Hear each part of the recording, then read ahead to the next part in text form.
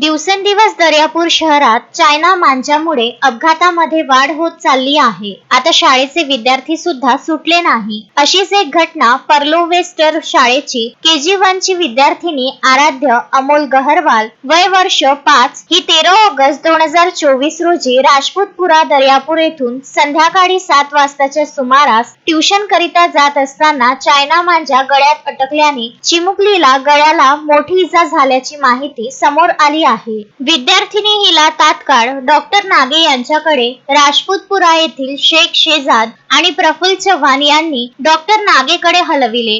Doctor नागे यांनी प्रथमोपचार करून इजा जास्त असल्याने ताबडतोब मूर्तिजापूर येथे डॉक्टर अवघाते यांच्याकडे चिमुकलीला नेण्यात आले होते. गळ्यामध्ये 18 टाके लागले आहे. विद्यार्थिनी आराध्य हे माजी नगराध्यक्ष स्वर्गीय अशोकसिंग जी गहेरवाल यांची नात असून माजी नगरसेवक अमोल गहरवाल यांची मुलगी आहे. दर्यापूर शहरामध्ये चायना मांजाची पोलीस प्रशासनाला ठेंगा दाखवत धडाक्याने विक्री होत असून पोलीस प्रशासन लक्ष का घालत नाही ही चर्चा सामान्य नागरिकांमध्ये सुरू झालेली आहे. या अगोदर काही महिन्यापूर्वी चायना मांजामुळे बाभरी येथे एक युवक हा गंभीर जखमी झाला होता. असे कित्येक घटना दर्यापूर शहरांमध्ये घडलेली आहेत. पोलीस प्रशासनाने तात्काळ चायना मांजा विक्री करणाऱ्यांवर गुन्हे दाखल करून विक्रीवर बंदी घालावी अशी मागणी माजी नगरसेवक अमोल गहरवाल सह संपूर्ण नागरिक करीत आहेत. आता तरी पोलीस प्रशासन जागे होऊन चायना मांजा विक्रीवर बंदी घालून